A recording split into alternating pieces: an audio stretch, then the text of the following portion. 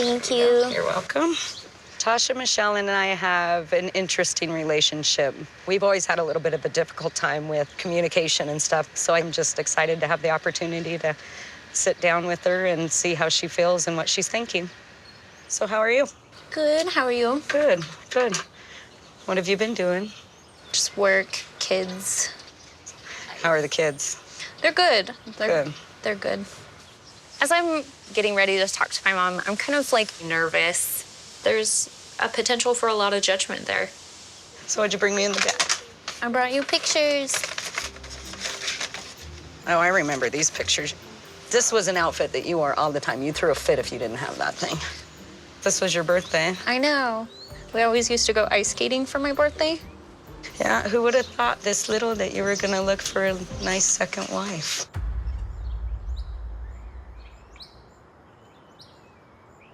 Okay, yeah. I wasn't sure how much you really knew or not. I figured you would have heard through the grapevine, but we hadn't talked about it. I knew everything. I found out a couple of years ago when Tasha was first seeing Sidian that she chose to live in a plural lifestyle. I heard it through her sister, Alexis, and definitely in shock to me. I was not anticipating that. So, the wives. How many do you want? Just the other one?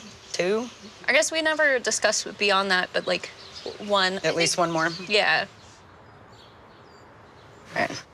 You're not going to, like, the internet or anything. You're going to find all sorts of whack jobs out there. No, we don't really use the internet much. Sidian does a lot of just talking to people in the area that we know or kind of have mutual friends with. I don't know. It's hard to find somebody open to it that's, like, not religious about it.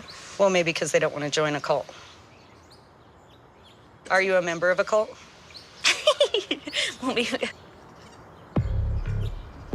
No.